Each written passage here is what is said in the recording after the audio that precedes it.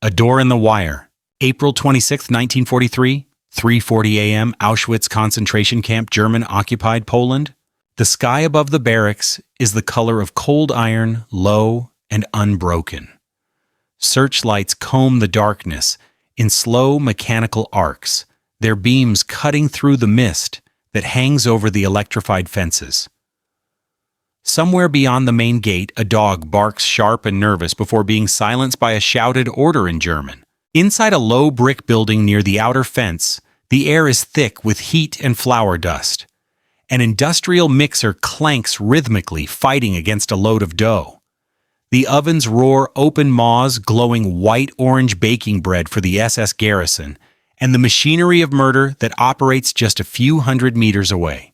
Witold Pilecki wipes his forearm across his brow, leaving a pale streak in the grime on his skin. On his striped prisoner jacket, the red triangle of a political prisoner sits above the number 4859. His shoulders are narrower than they were in 1939 when he wore the uniform of a cavalry officer of the Polish army, but his eyes are still the same sharp measuring, never fully at rest. He lifts a tray of loaves, the crusts crackling as they meet the cooler air. Behind him, another prisoner, Jan Redze, younger and wirier, swings open the iron door of an oven with a gloved hand. Further down the line, Edward Ciesielski stacks bread with practiced speed. To the casual eye, they are three anonymous prisoners working the night shift in the camp bakery. To the men themselves, this room is something else. It is a fault line, a seam in the camp's armor. If you were standing where he is standing, the narrator's voice might say, you'd feel it too. You'd feel the difference in the floor beneath your feet, solid concrete here, not the packed mud of the main yard. You'd hear the guards differently closer, but fewer. You'd notice that the southern wall of the bakery is not inside the inner ring of the camp, but brushed against the outer perimeter, where the high-voltage wire is separated from the building by just a narrow strip of gravel and a service track. A door in the wire, not yet open but possible. At a small wooden table near the only window, an SS corporal named Karl Eberhardt sits with his boots up a Karabiner 98K rifle, propped against the wall within arm's reach. His field cap is pulled low, his eyelids lower. A chipped enamel mug of ersatz coffee cools beside an ashtray overflowing with cheap cigarette butts. His gray wool tunic hangs open the black and silver death's head badge of the Totenkopfverbände, half hidden by a loosened tie. From Eberhardt's point of view, this is an easy shift. Night work, warm building, bread, prisoners who know that a wrong move means a bullet. From Witold's point of view, this is the last barrier between Auschwitz and the outside world.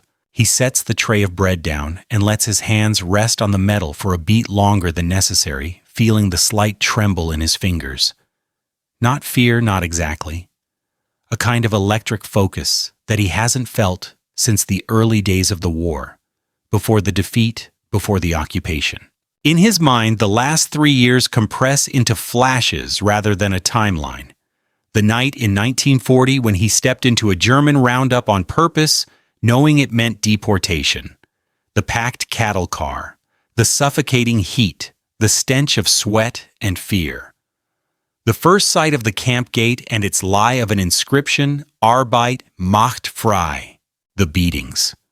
The roll calls in winter when men froze where they stood. The smoke. Always the smoke. A greasy column rising from the chimneys by the crematorium, even on windless days when it should have drifted away. And the numbers tattooed on arms, written in lists stacked as corpses on the ground. For almost 3 years, he has watched, counted, memorized.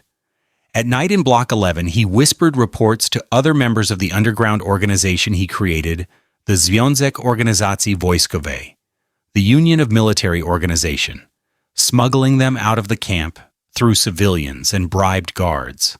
The outside world, it shrugged. It doubted.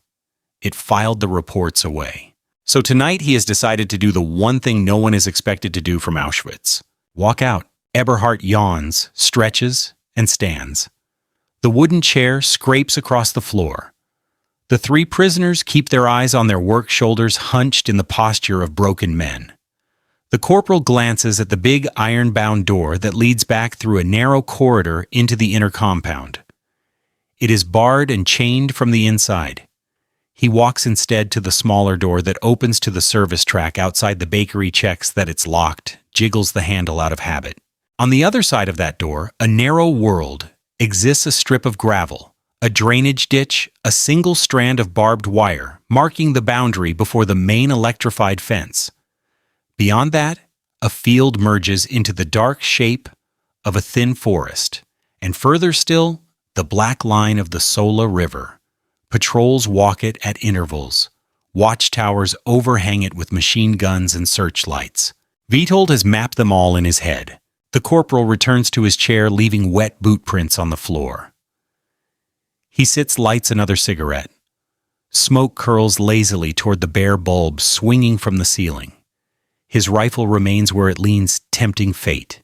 Jan shifts his weight slightly enough that Witold can see the outline under his coarse baker's apron, the hard, angular shape of a smuggled pair of bolt cutters, stolen piece by piece from a repair shop, and reassembled over months. Edward glances at the clock above the door. 3:47 a.m. 7 minutes. 7 minutes until the guard at the nearest watchtower finishes his circuit, and his view of the bakery's southern wall is momentarily blocked by the angle of the roof. 7 minutes until another guard on the far side of the compound lights a cigarette of his own, momentarily blinding his night vision. 7 minutes until a gap opens in a system built on certainty. Witold moves toward the mixer, pretending to check the consistency of the dough. Under the rumble of the machine, he whispers, lips barely moving. Gotowy, ready. Jan doesn't look up. Gotowy. Edward do końca. To the end. Outside, the searchlight's beam swings away. For a heartbeat, the side wall of the bakery is just brick and darkness unobserved. Witold straightens his decision, hardening into motion. If you were beside him now, you would feel the shift in the air the moment when plan becomes action. He turns, walking not toward the ovens, but toward the wooden table. Each step is careful, unhurried, the shambling gait of a tired prisoner. Eberhard barely glances at him, exhaling smoke through his nose. Witold reaches the table. For the first time that night, their eyes meet. Brot ist fertig, Herr Oberscharführer, he says evenly. The bread is ready. He uses the wrong rank higher than Eberhard's, a small, deliberate insult wrapped in deference. The corporal frowns, starting to correct him.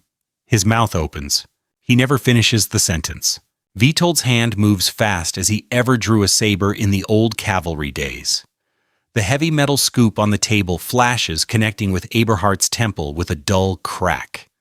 The man slumps sideways, his chair toppling, the mug of coffee shattering on the floor. In the same second, Jan is there, catching the falling rifle before it can clatter, while Edward reaches past them to turn the key in the small exterior door. The lock clicks. On the other side of the threshold lies the strip of gravel, the barbed wire, the river, the forests, the villages, the home army, and maybe, just maybe, the ears of a world that will finally listen. Witold grips the stolen carabiner 98K, feeling the unfamiliar weight of a German weapon in his hands. He looks once at the ovens, at the smoke-stained ceiling, at the room that has been both prison and launching point. Then he nods to the others. Terrace, he says, now. And together, 3 striped figures step toward the door that should never open. Through the wire and into the dark. The small exterior door shudders in its frame as Edward eases it open, no more than a hand's width at first. Cold air knifes into the bakery, sharp with the stink of coal smoke and latrines, and something metallic underneath the smell of the camp itself. Beyond the cracked darkness, crushed gravel, a strip of open ground, and the looming silhouette of the electrified fence. Witold holds up a hand. They freeze. Somewhere to their right, boots crunch rhythmically on the perimeter path. A guard on patrol, his shape just a darker blur moving against the weaker dark of the sky. The glow from his cigarette moves with him, a small orange star dropping ash as he walks. The man is humming to himself, a snatch of a tune from home, from some other world. Witold counts the footsteps in his head, the length of the patrol route, the time it takes him to reach the blind corner behind the watchtower, where the tower railing and the angle of the roof hide the bakery wall from above. It matches what he's memorized from months of stolen glances through this same door. 10 more steps. He smells the guard's tobacco, now sour and strong. The man passes the open door without looking, in his field gray greatcoat flapping slightly with each stride. The crunch of his boots fades, swallowed behind brick and angle and distance. Witold nods once to Jan. Now, the three of them slip through the doorway in a single practiced movement, each man knowing exactly where to put his feet. The gravel is loud under their wooden clogs, every shift of weight sounding to their ears like a landslide. The night presses close, thick and cold, smelling of wet earth and the faint sweetness of decaying leaves beyond the fence. At their backs, the bakery door closes with a soft click as Edward pulls it shut. It looks from the outside as if nothing has changed. Ahead, the fence waits. 2 lines of metal, the inner strand of ordinary barbed wire they stand before now, and beyond it, separated by a shallow drainage ditch, the higher, heavier framework of live humming current that borders Auschwitz, like a metal river. On its thick posts, porcelain insulators gleam faintly white where the searchlights catch them. Jan drops to one knee, pulling the bolt cutters from under his apron. In the dimness, they're almost black, the only shine coming from their freshly ground jaws. His hands are shaking now, not from fear, but from the adrenaline threatening to outrun his breath. He forces his fingers steady on the grips. Dolny drut, Witold murmurs. The bottom wire. They know which strand has the least, give the least chance of snapping back with a sound. Jan sets the jaws carefully, breath steaming over his hands, and squeezes. The cutters bite. There is a quiet metallic protest, then a muted tunk as the wire parts. He works quickly, second cut third, creating an opening just wide enough for a man to slide under without snagging his clothes. Witold lies flat, cold mud soaking through his striped jacket and wriggles forward on elbows and hips, feeling the barbs scrape against his back as he edges under the slackened wire. For a blind instant, his face is pressed into the wet earth, the smell of dirt and rot filling his nose. Then he is through. He rolls into the drainage ditch, shallow but slick, and presses himself against the embankment, a darker shadow in the dark. The current-carrying fence looms above him now, close enough that he can hear it, a faint, insect-like buzz, like a hive of angry bees trapped in steel. Edward follows then Jan, the three of them, folding into the ditch like cards slipping into the same sleeve. Behind them, the cut wire hangs barely disturbed. A searchlight beam passes overhead, painting the rim of the ditch with pale light. All 3 men stop breathing. Mud presses against their ribs, cold, seeping into bone. Somewhere a dog barks again, nearer this time, then gives up. The light moves on. Witold squints upward, tracing the cables with his eyes. This is the moment that could render all the careful planning meaningless. The bakery wall, the patrol rotations, the bribed civilian, who will be waiting far beyond the river, none of it matters if they misjudge the electricity. Weeks ago, through whispered questions and carefully dropped requests in the workshops, they learned of a maintenance pattern for a brief window in the early morning. A portion of current on this sector is diverted, while repairs are made to an insulator further down the line. The wires remain dangerous, but not lethal. Not instantly. Or so they have been told. Pamiętasz, które izolatory Edward breathes? You remember which insulators? Witold nods toward a pair of posts, whose porcelain cups are stained, darker cracked along their edges. He has watched them 100 times, counting the men with tool belts who came to tend them, noting the minutes when they dared to touch the live wire with gloved hands. He reaches up now, fingers brushing the lower electrified strand. A jolt stabs his arm, white hot, making his hand spasm, but it is not the killing grip he has seen take other men down in a twitching heap. It will hurt, his mind notes calmly, like an officer assessing a risk on a battlefield. But it will not stop us. He clasps the wire properly, teeth-gritted muscles screaming in protest, and hauls himself up the embankment, threading his body between the lethal strands like cloth pulled through a loom. Somewhere along his flank, a barb tears skin, opening a line of fire. Then he is over, dropping into the wet grass beyond with a choked grunt. One by one, the others follow, faces contorted in silent effort, as current bites and mud makes every foothold treacherous. Jan almost loses his grip halfway, his leg tangling briefly, before Witold's hand closes around his prison jacket and yanks him the last distance down. For a moment, all three lie there, chest to the ground, hearts pounding so hard they can hear nothing else. Behind them, the fences of Auschwitz stand unchanged.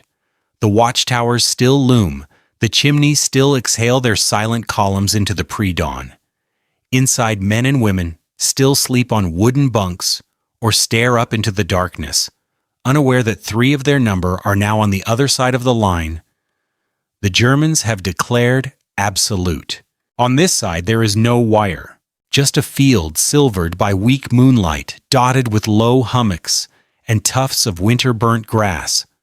Beyond, the blacker band of the sparse forest, and somewhere to the south, the thin cold thread of the Sola River, the first true barrier between the camp and the world.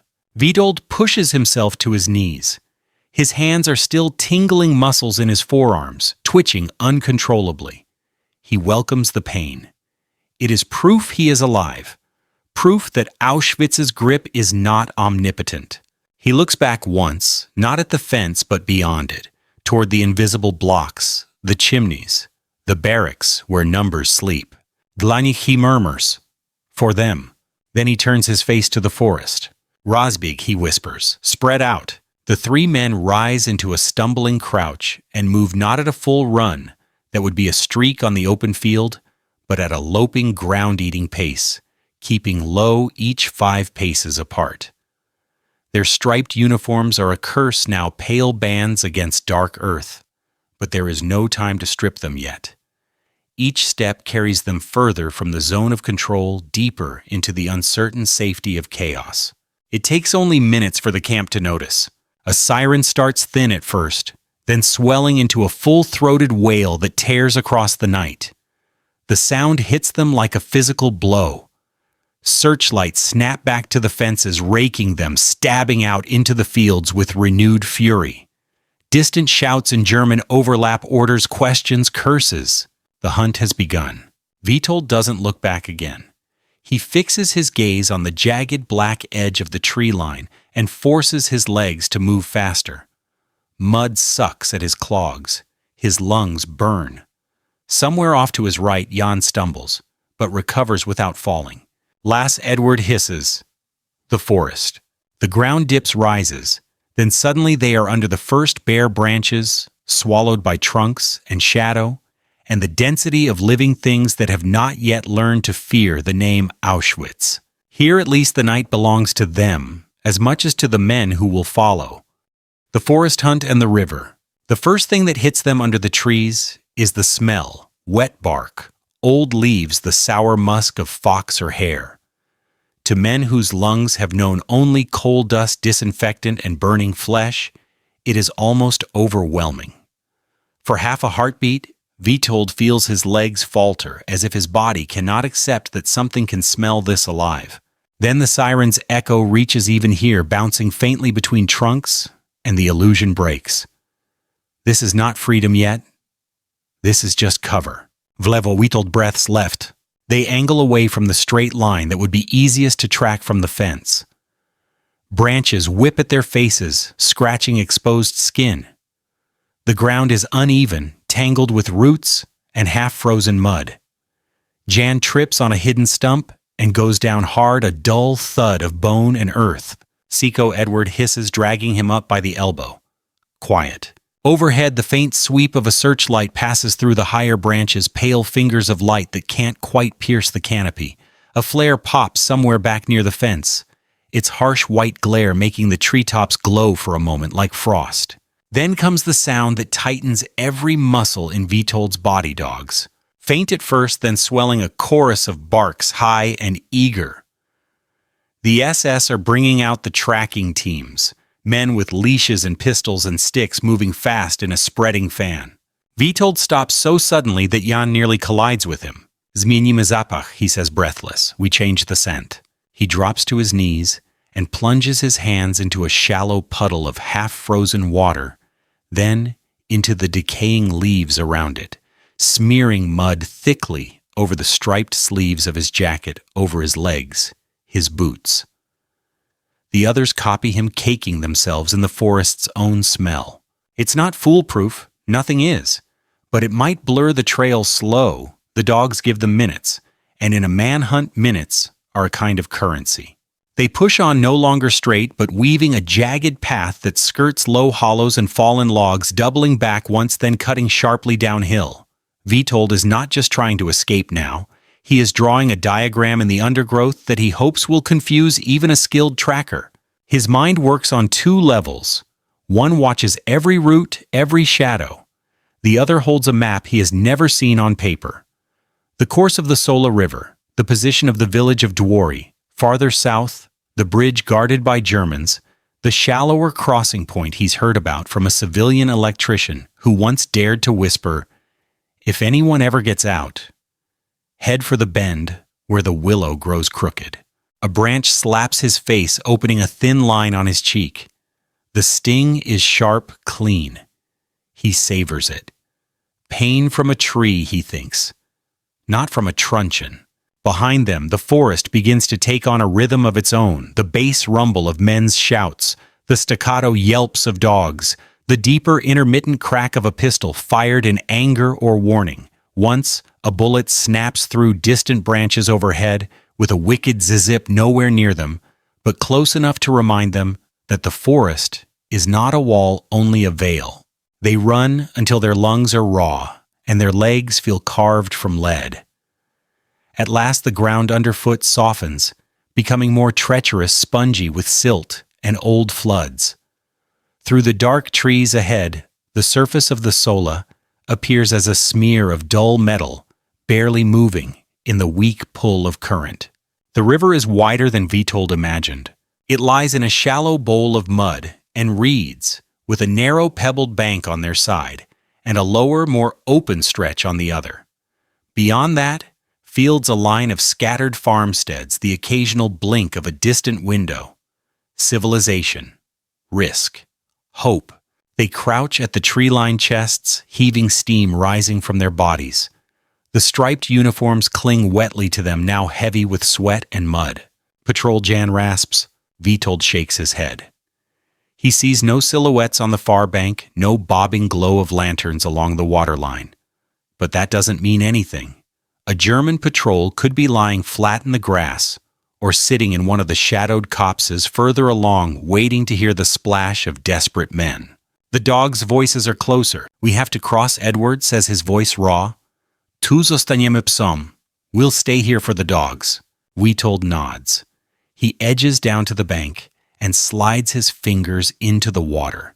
It is knives, pure liquid knives, stealing the feeling from his hand in seconds.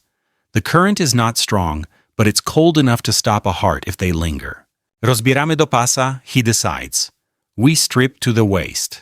Ubrania na głowy sucho po drugiej stronie.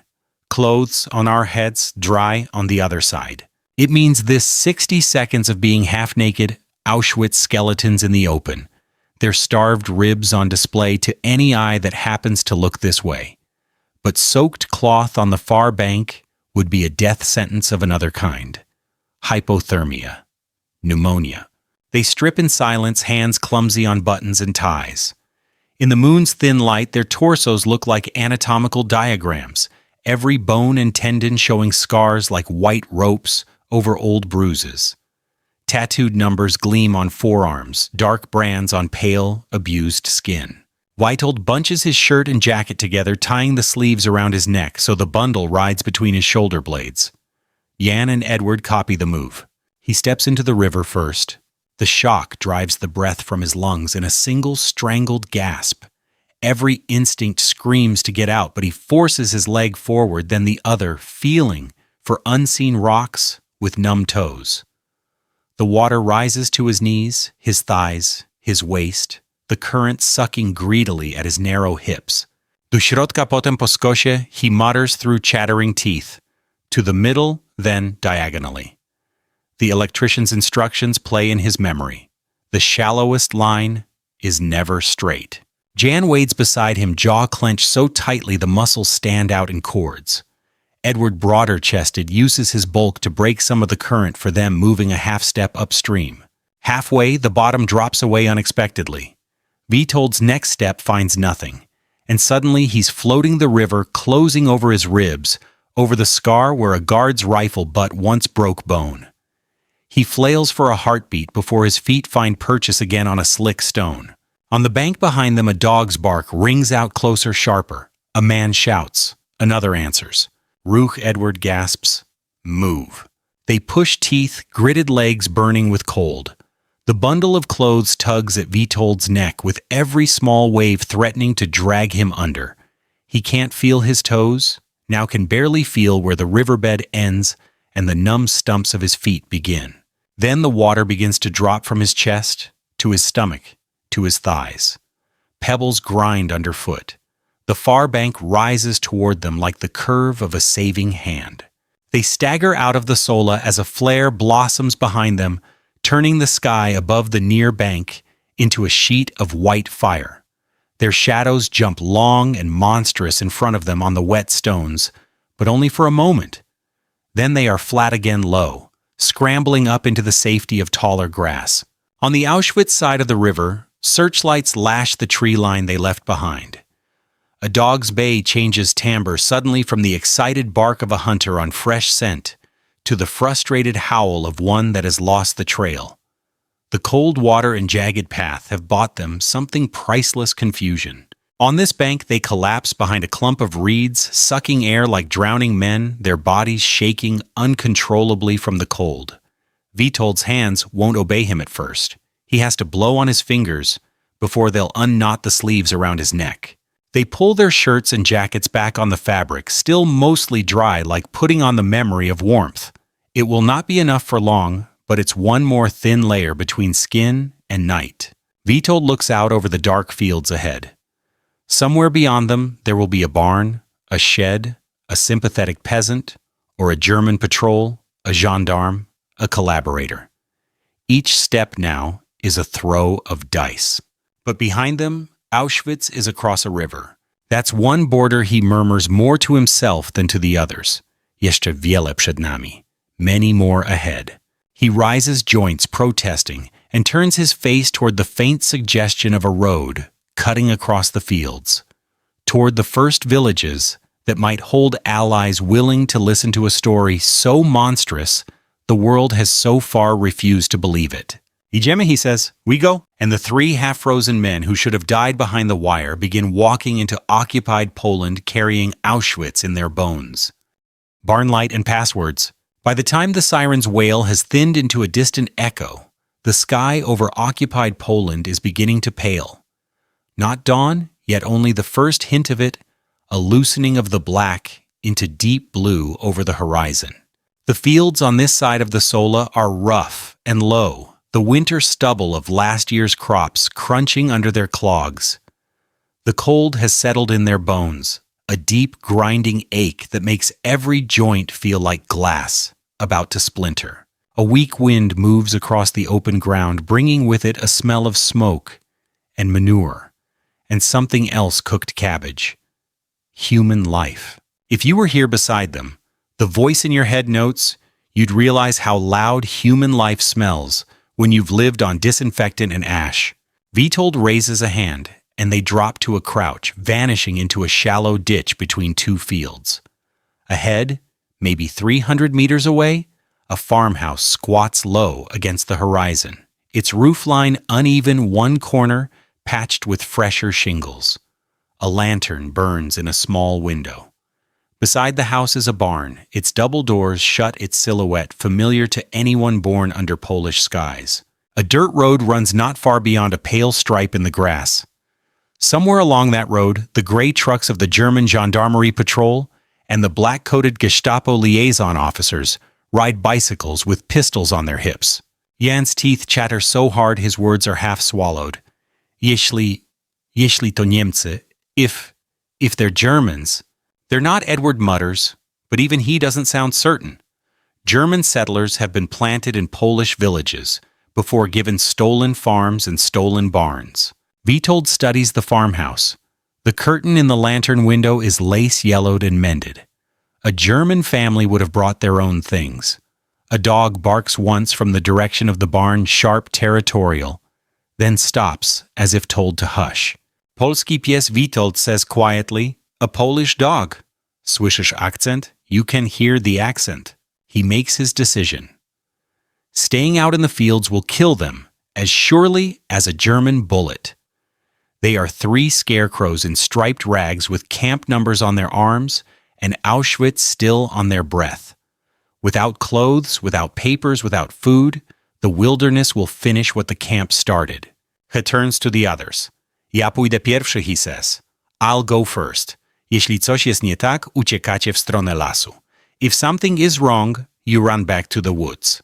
They both shake their heads reflexively, but they know this isn't bravado.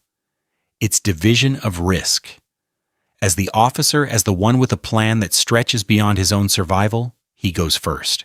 They move low along the ditch until they're closer, then belly crawl the last few meters to a line of scraggly bushes near the farmhouse fence. From here, Witold rises slowly, feeling the frozen mud crack along his clothes. He wipes his hands on his striped trousers, as if that can make him look less like what he is. At the edge of the yard, a shrine to the Virgin Mary stands in a little wooden niche. Her blue paint faded, a rosary of glass beads hanging stiff with cold from her folded hands. Witold touches the niche with 2 fingers, not out of piety this time, but calculation. A German family would not have let it stay. He steps into the yard. The dog appears first, a lean, brindled mutt that growls low in its throat but does not rush him. It stands, hackles raised, then glances toward the house as if waiting for instructions. The door opens a crack. A woman peers out, middle-aged, wrapped in a worn shawl, hair tucked under a scarf. Her eyes land on the stripes of his jacket, on the triangle on the number. They widen, then harden. "Czego pan chce?" she whispers. "What do you want?" Witold keeps his hands where she can see them.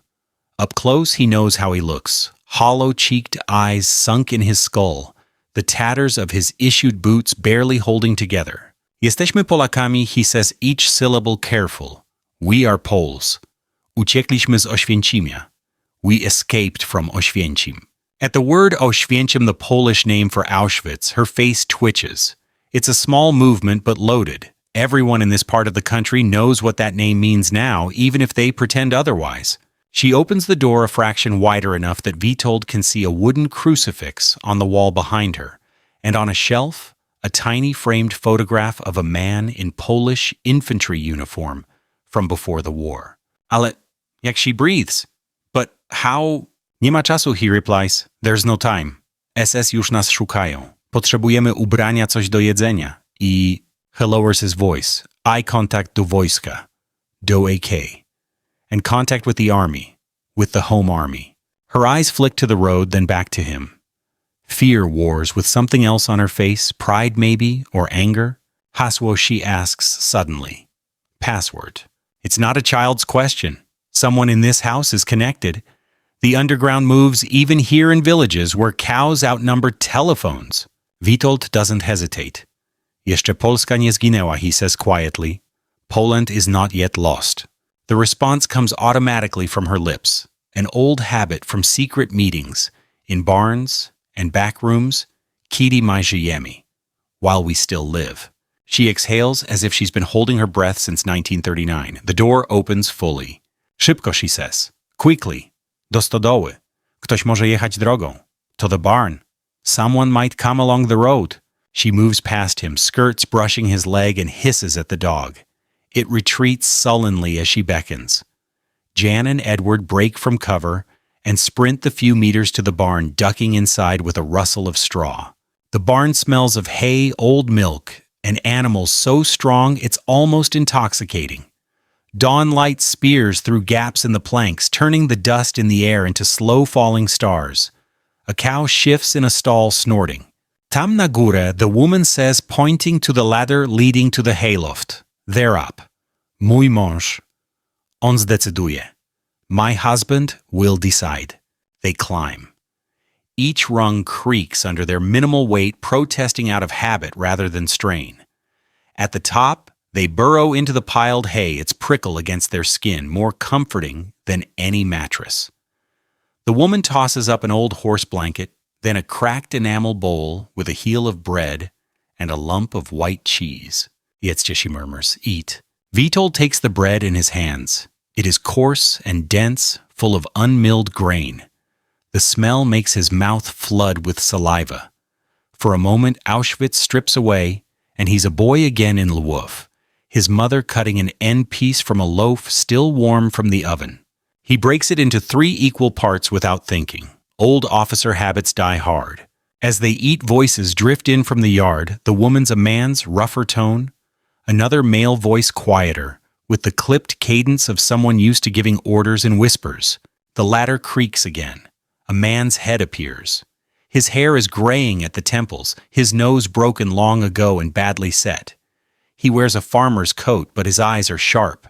Behind him, another man climbs a lean figure in a dark jacket, a scarf wound high around his face. Panowie, the older man says, Gentlemen, jestem krawiec. I am krawiec, the tailor. A nom de guerre, not a name. The other man's gaze moves immediately to their forearms. Pokażcie, he says. Show me. Slowly they push back their sleeves. The tattoos, the numbers the camp has burned into their flesh, stare back at the men like black wounds that never close. The man with the scarf exhales softly. Boże, God. Tyle się mówi, ale człowiek... Inaczej to widzi krawiec motors. People talk, but seeing it is different. Witold swallows the last dry bite of bread. He meets the man's gaze. Jestem rotmistrz Witold Pilecki, Wojsko Polskie, he says. I am cavalry captain Witold Pilecki, Polish Army. Byłem w obozie prawie 3 lata. Mam meldunek dla Komendy Głównej AK. He was in the camp nearly 3 years. I have a report for the Home Army High Command.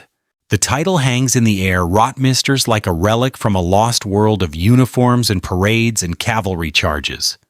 But the man with the scarf doesn't laugh. Instead, he unwinds the scarf, revealing a lean face with tired eyes and a healed scar along the jaw. Pseudonym Lis, he says. Codename Fox. Rejonowy Dowódca AK. Regional Home Army Commander. He studies Witold for a long moment, then speaks very quietly, as if the hay itself might be listening. Wszyscy mówią, że z Oświęcimia się nie wychodzi, he says. Everyone says no one walks out of Oświęcim. Witold holds his gaze. Wyszedłem, he answers simply. I walked out. I powiem wam, co tam robią. And I will tell you what they are doing there. Outside, a truck rattles past on the road, its gears grinding. Inside the barn, in the half-light and hay dust, 3 escaped prisoners and 2 underground fighters stare at each other, the weight of a story no one wants to believe hanging in the narrow air between them. Dobrze, Lis says at last. Good. Najpierw was ubierzemy. Potem pojedziesz do Krakowa. A stamtąd Warszawa. First we'll get you dressed. Then you'll go to Kraków. And from there to Warsaw. He glances toward the slits of dawn light. I wtedy zobaczymy, czy świat w ogóle chce słuchać. And then we'll see if the world even wants to listen. Train compartments and typewriter keys. The clothes they give him don't quite fit. In the farmhouse kitchen, under a lamp shaded with yellowed cloth, Lis and Krawek lay out scavenged pieces of a life that isn't his, a worn brown jacket with a missing button wool trousers patched at the knee, a cap that still smells faintly of tobacco and machine oil. Jan and Edward receive similar disguises, the stripes of their prisoner uniforms disappearing under layers of ordinary poverty. Only the tattoos refuse to vanish.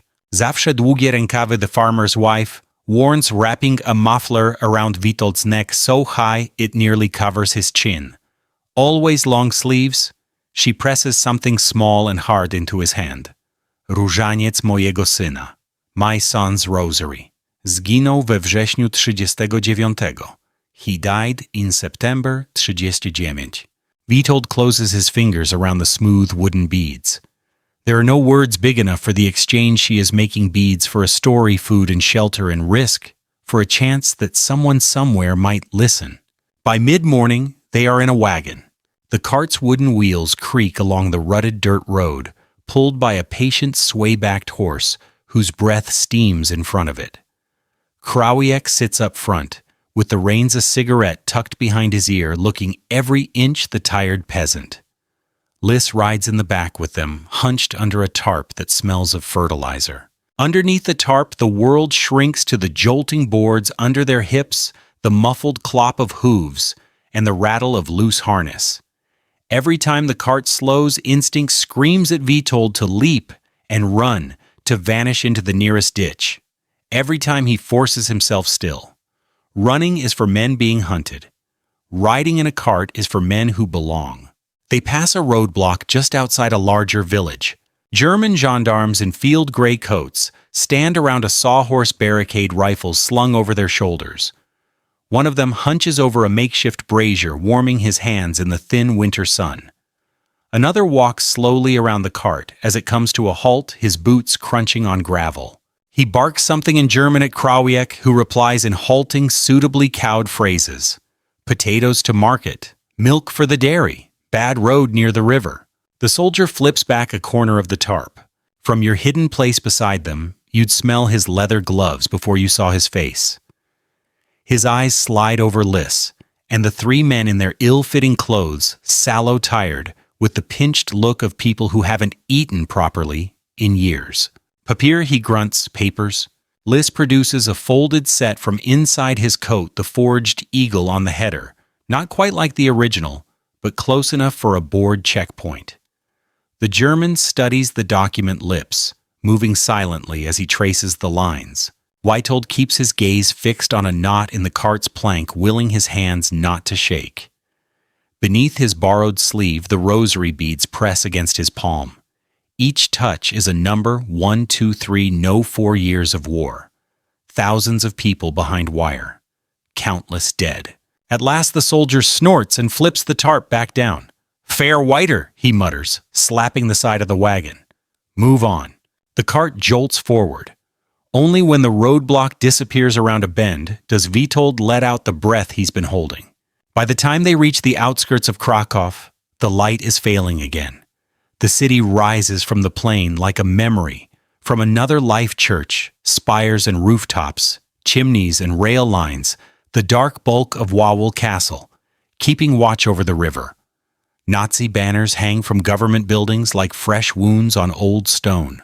They leave the cart in a side street and continue on foot, blending into the flow of civilians pushing through the narrow lanes. Women with baskets, boys on bicycles, a man in a threadbare suit clutching a briefcase as if it contains the last unbroken thing in his life. German uniforms punctuate the crowd like bad punctuation. An officer laughing too loudly outside a cafe. A patrol strolling 3 abreast, pistols riding easy on their hips. Lys leads them into a courtyard behind a bakery that smells of rye and caraway. Up a flight of worn stone stairs along a corridor where every door looks the same until he stops at one with a scuff mark at ankle height and taps 4 times in a particular rhythm. The door opens a crack. A woman's eye appears. Then the rest of her, a schoolteacher's cardigan, ink stains on her fingers.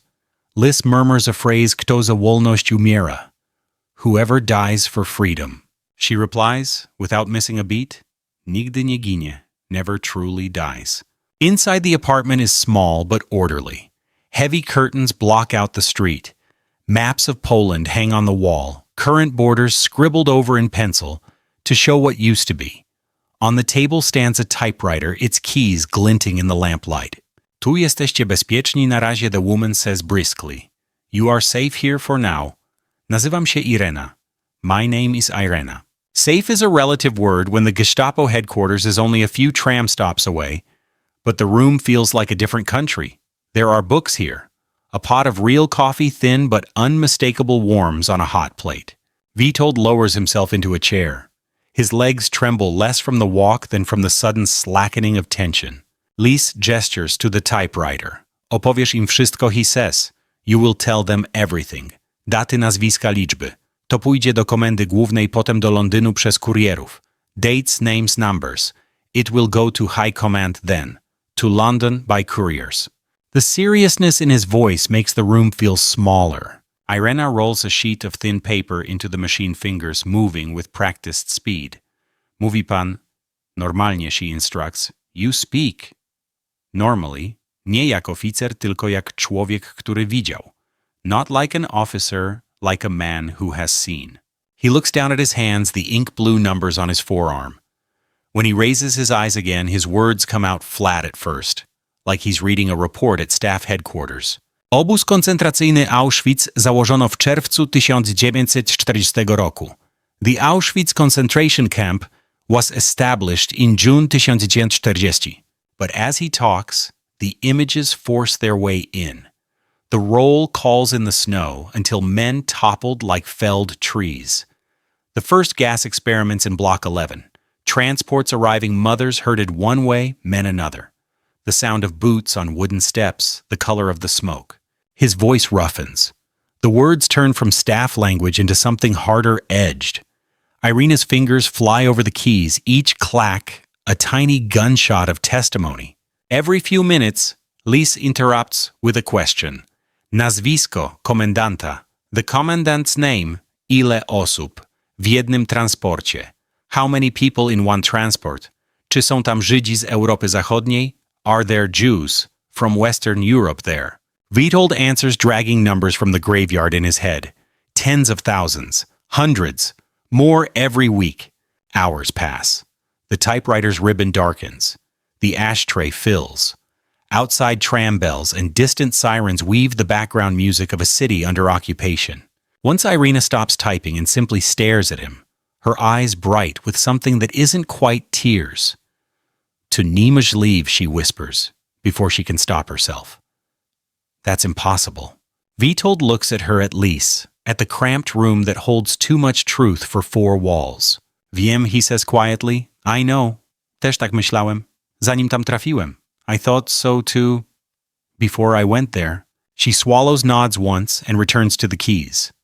The report lengthens page after page of horror, organized into lines and paragraphs, each sentence a weapon aimed at the lie that still blankets Europe. By midnight, a stack of thin onion skin pages sits on the table, held together with a bit of string. On the top sheet, in neat, tired handwriting, Irina has written, Raport Witolda Pileckiego o obozie koncentracyjnym Auschwitz. Lis wraps the bundle in brown paper, then in waxed cloth, sealing the edges with a candle. It becomes smaller, less than the size of a man's hand. In that little package hides 3 years of watching and remembering. He slides it into a false bottom of a leather satchel. Jutro rano idzie z kurierem na północ, he says. Tomorrow morning it goes with a courier north. Warszawa, Wilno, potem dalej. Przez Niemcy, przez Szwajcarię do Londynu. Warsaw, Vilnius, then further. Through Germany, through Switzerland to London. Witold watches the satchel click shut. There is no ceremony, no oath, no guarantee that the bundle will make it past the first checkpoint. Only a man, a bag, and a road full of dangers. Still, as the lamplight glints on the brass buckle, something settles inside him. For the first time since stepping under the gate that promised work and gave death the burden he has carried, feels a fraction lighter. He has not escaped just to live, he has escaped to speak. Courier skeptics and the long road to London. The courier comes at dawn, looking like a student on the wrong side of a curfew. He steps into Irina's apartment, with the cold bringing a film of fog on his glasses and the smell of coal smoke in his scarf. His hair is neatly parted. His coat is too thin for the weather. Only the way his gaze sweeps the room door window typewriter faces marks him as anything other than an ordinary young man. Pseudonym Ryś, he says quietly. Codename Lynx, z delegatury rządu, from the government delegation. Lis nods and pushes the leather satchel across the table. The bundle inside thumps softly against the worn leather. For a second, all four of them stare at it, as if it's alive. This to tylko papier, Irena murmurs. It's only paper. Tylko ryś, arches and eyebrow. Only jeśli dojdzie, może być ważniejsze niż 100 karabinów. If it gets through it, may be worth more than 100 rifles. He opens his coat. Inside, sewn into the lining, are thin slits of cloth-hidden pockets. Lis pulls out the waxed bundle, wraps it again in plain paper, then slides it into one of the slits. From the outside, his coat looks unchanged. No I dobrze, Ryś says, patting his chest. Right then? Teraz to już moje serce. Now it's my heart. Witold studies the young man's face. He is maybe 23, 24. His hands are ink-stained. There's a faint line of chalk on one sleeve, like he leaned against a blackboard without thinking. Teacher, maybe. Or law student before the universities were closed. The war has made many professions wear many masks. Jeśli Witold begins, then stops. If it gets through. If you are caught. If they find it on you. Ryś understands the unfinished sentence. Jeśli mnie złapią, spalą, to a mnie powieszą, he says matter-of-factly. If they catch me, they'll burn it and hang me. Ale póki jadę pociągiem jak wszyscy, oni patrzą na tych, co się boją. A ja nie będę wyglądał na wystraszonego. But as long as I ride the train like everyone else, they watch the ones who look afraid. And I won't look afraid. He smiles small wry. Poza tym mamy swoje sztuczki. Besides, we have our tricks. Later that morning, you ride with him in your mind's eye. Third-class carriage on a German-controlled line. The compartment smells of wet wool cabbage and coal dust. Outside the grimy window, the Polish countryside slides past in muted browns and grays, stripped trees, black fields, the occasional white flash of a stork's nest on a broken pole. Ryś sits with 4 other passengers, an old woman with a covered basket, a factory worker, asleep against the window, a thin man in a threadbare suit, reading a German newspaper lips, moving silently with each line. A Feldgendarmerie patrol moves down the corridor, boots loud on the metal floor, metal gorgets glinting on their chests. One raps on compartment doors with a baton. Control papiere. The thin man across from Ryś stiffens his fingers, tightening on the newspaper. Sweat beads at his temple. Ryś doesn't move. His satchel rests casually by his feet, apparently forgotten. The real cargo rides closer, crinkling faintly when he breathes. He keeps his eyes on the condensation running down the window glass, tracing a slow line with his gaze.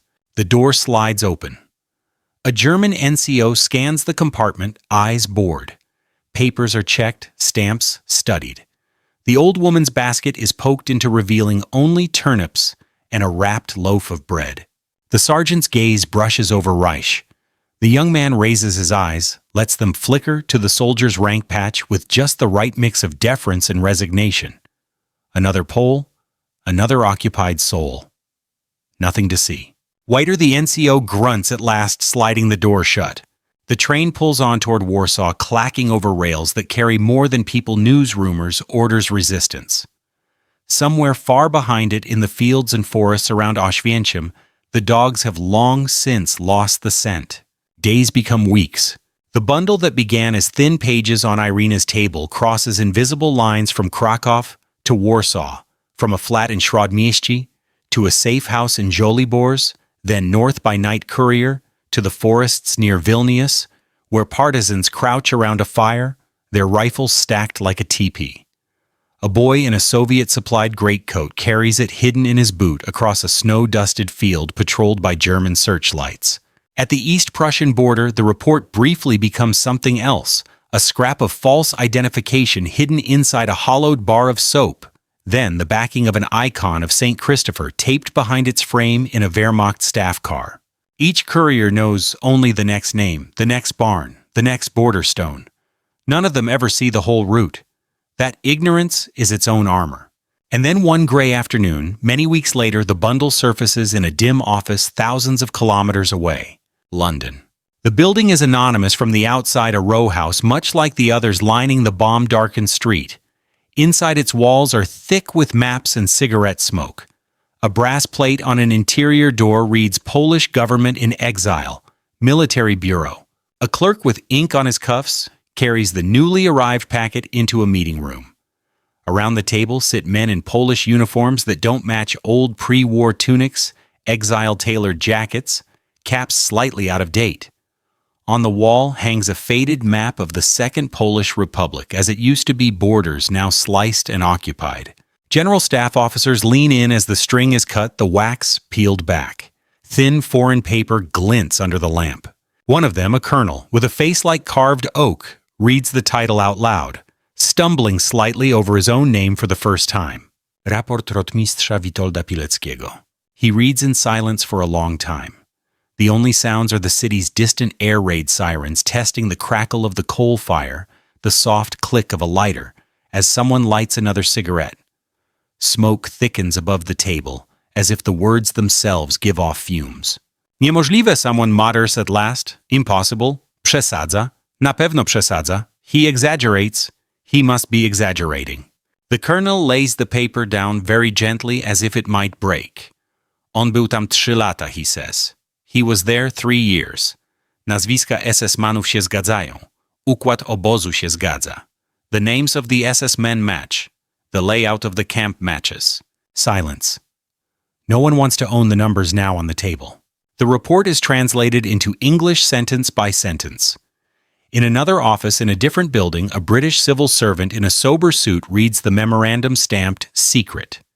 He has a neat mustache and tired eyes, a man whose war is fought in ink and underlining. He flips through pages detailing gas chambers, crematoria transports listed in thousands. His pencil pauses above a paragraph. These figures are quite extraordinary, he says carefully to the young aide across the desk.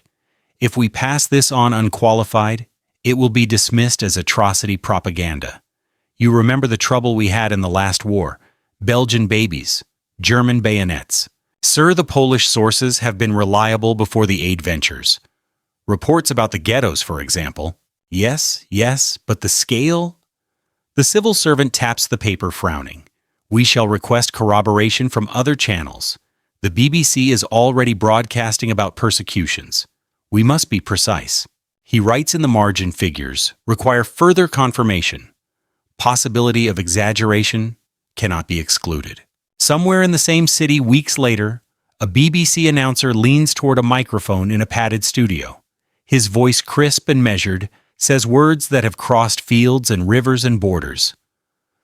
We have received further accounts from occupied Poland of German concentration camps, including a place called Auschwitz. He does not read the numbers. The censors have cut them down. The sentences are shorter, the horror blurred into phrases like mass executions and most appalling conditions. In Warsaw, under occupation, news moves more slowly and more strongly. Fly sheets appear, handwritten summaries passed hand to hand in tramcars and church porches. Auschwitz is a death factory. Reports have reached London. They know. In a cramped apartment lit by a single candle, Witold bends over one of these sheets, tracing the words with his finger as if to make them more solid. Dotarło, Jan whispers beside him. It got there.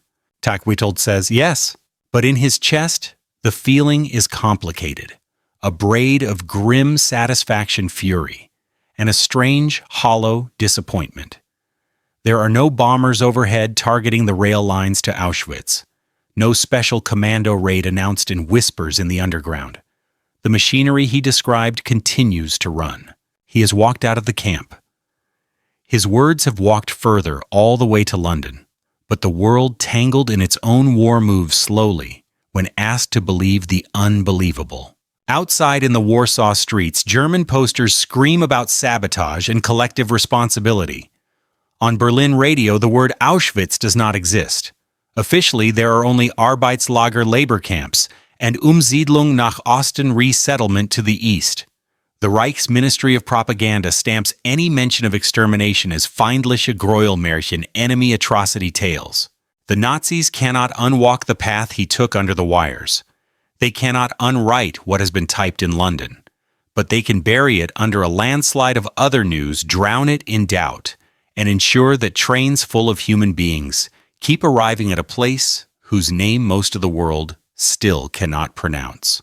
Witold leans against the cold window pane, looking out at occupied Warsaw. Somewhere to the south, beyond rivers and rail lines, the chimneys of Auschwitz still send their silent columns into the sky. Ich historia tam trwa, he says quietly.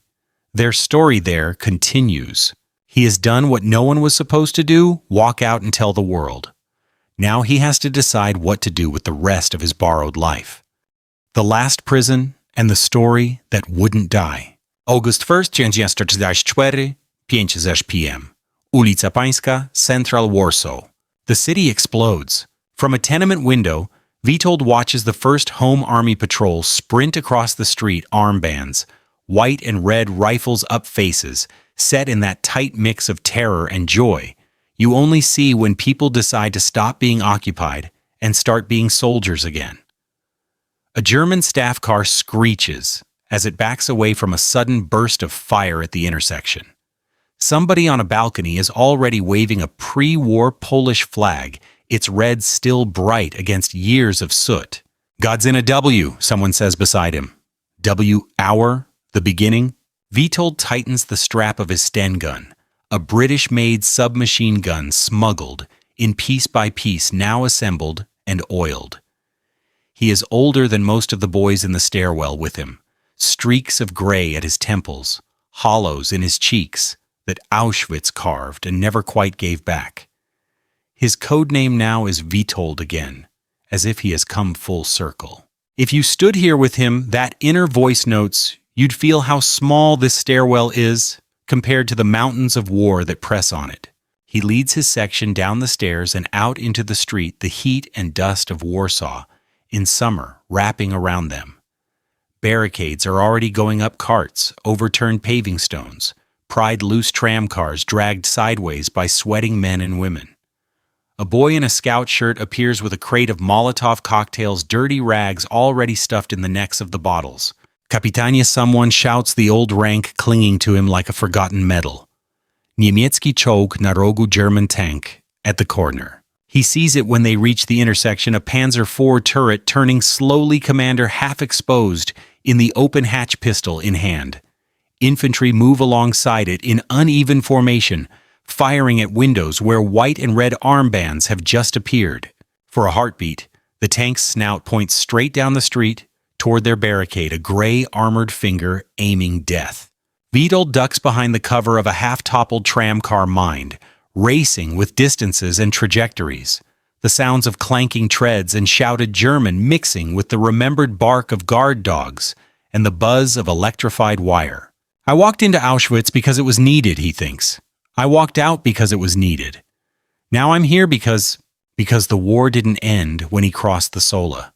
Because the same boots that guarded the fences marched these streets. Because the report that crossed Europe wasn't enough to stop the trains. Karbidówka, he shouts, carbide bomb. Za gąsienice, for the treads. They move like they did in the forest that night, low fast, each man knowing roughly where the others are without needing to see them. A fighter crawls along the tram's undercarriage bottle, gripped tight, waiting for the tank to overrun his position. On a balcony, a girl no older than 16 readies another petrol bomb, the flame of her match small and stubborn against the wide August sky. When the first bottle shatters against the tank's side, fire blooms in a hungry orange tongue.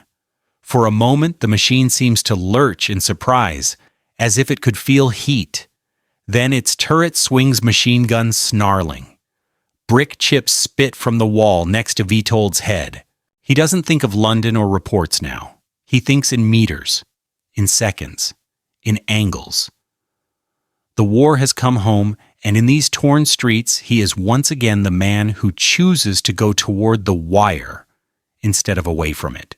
Far to the south, a year earlier, the day after his escape, another scene unfolded under a different sky. Auschwitz administrative office. The air smells of ink paper and something faint and metallic that seeps even here. An SS clerk sits at a desk, sleeves, rolled up glasses perched on his nose. In front of him lies a stack of prisoner cards, each one a rectangle of ordered horror, name, number, nationality, date of arrival, profession notes. He flips through them until he finds 34859 5 Thurio, Gantuin Dajin 6 Di, Pilecki Redze Ciesielski. The commandant has already shouted himself hoarse this morning. Guards have been beaten. Punishments meted out. A prisoner escaped from Auschwitz is an insult, a blot on the perfect image of terror.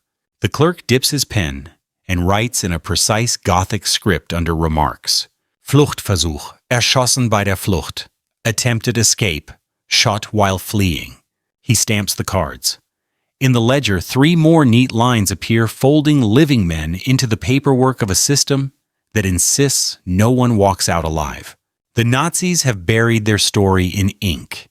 On paper, at least, Auschwitz remains absolute. But paper has a long memory. April 1947, Mokotów Prison, Warsaw. The cell is small, lime-washed once, but now peeling. A single high window leaks a strip of gray light onto the floor. The air carries the familiar sense of prison sweat cheap soup disinfectant. It should smell like the first prison he chose, but it doesn't. This one smells of something colder: betrayal. The guards here speak Polish. The eagles on their caps have no crowns. On the walls of their offices hang portraits of Beirut and Stalin instead of Hitler. Witold sits on a wooden stool, wrists cuffed in front of him. His face is more lined now, hair thinner. But there is a steadiness in his gaze that 3 years in Auschwitz and an uprising in Warsaw didn't manage to break, and neither has this new regime. Across from him, under a green-shaded lamp, a man in a neatly pressed UB uniform shuffles papers. Urząd Bezpieczeństwa, the communist secret police. He looks like an office worker, more than a torturer, but Witold has already felt his methods in the ache of his ribs and the stiffness of his fingers. Obywatelu Pilecki, the man says, savoring the word obywatel citizen, as if it were a joke. Przyznaje się pan do szpiegostwa na rzecz imperialistycznych mocarstw zachodnich. Do you confess to spying for the imperialist powers of the West? Witold smiles faintly, a ghost of humor, in a place that has none. Nie, proszę pana, he replies. No, sir. Przyznaję się tylko do jednego, że nie potrafię żyć w niewoli. I confess to only one thing, that I do not know how to live in captivity. The interrogator's jaw tightens. He taps a file on the table. Inside are reports about his post-war work gathering intelligence on Soviet camps, on the falsified elections, on the new prisons filling with old resistance fighters. You went to Auschwitz, and then you come back, and again you work against the state, the man says, switching to clumsy, accented French, for effect, as if parroting a Moscow instruction manual. First against German fascists, now against the people's democracy. You do not learn. Witold's wrists ache in the cuffs. He feels the pressure points where metal meets bone, and thinks absurdly of the way the electrified fence bit his hands that night by the Sola. He has walked out of one totalitarian state's machinery and straight into the teeth of another. If państwo myli się z narodem, he says quietly, if the state is confused with the nation, to kto jest zdrajcą? Ten, kto służy państwu, czy ten, kto służy narodowi? Who is the traitor? The one who serves the state, or the one who serves the nation? The interrogator's eyes harden. The lamp seems to burn whiter. The questioning continues. Days blur. Paper is filled. Statements are coerced. A trial is staged. On May 25, 1948, in the basement of this same prison, a guard leads him down a corridor that smells of damp stone and oil. There is no crowd, no newsreel, no banner. He walks steadily, his boots loud in the narrow space. At the end of the corridor, in a small chamber with scuffed walls, a man with a pistol waits. If you stood here, the voice murmurs, you'd notice the details. Your mind tries to skip the faint chalk mark on the floor, the echo of the last shot still hanging in the stones. Witold requests one thing, that they aim at his head, not his back. He wants to face what is coming. They refuse. That is their last small victory over him. A shot cracks. His body falls. For the second time in less than a decade, a regime tries to bury him, this time not just his report, but his name, his rank, his grave. They hide his body in an unmarked pit, with others labeled bandits and spies, hoping that in the new Poland there will be no room for a man who walked into Auschwitz on purpose and then refused to accept another form of captivity. Decades later, in a different Warsaw, a clerk in an archive opens a dusty file. The air smells of old paper, dry and slightly sweet. On the tab, Pilecki Witold. Inside are interrogation protocols, a transcript of his trial, a yellowing photograph of a thin man with sharp eyes, and a number faded on his forearm. Beneath that, almost as an afterthought, a note referencing an earlier report sent from occupied Poland to London about some German camp called Auschwitz. In another room, another archivist unbinds microfilmed pages in London. The typewritten words from Irina's machine glow faintly under the reader's light. The name Auschwitz is no longer an obscure place on a foreign map. It is a symbol of absolute evil, proven, recorded, taught. The Nazis stamped shot while escaping over his file. The communists stamped traitor on his sentence. Both tried to fold him into their paperwork and forget him. But somewhere between a bakery's side door and an electrified fence, between a farmhouse barn and a rattling train carriage, between a cramped flat in Krakow and a smoke-filled office in London, his story slipped their grip. He walked out of Auschwitz. They tried to bury what he saw and what he wrote under lies, under fear, under other wars and other agendas. And yet, if you are listening to this now, if you can see him in your mind's eye, mud to his knees, wire cuts on his hands, satchel of thin paper clutched to his chest, then the thing they feared most has already happened. The man they tried to erase is being remembered. The escape they tried to deny is being told.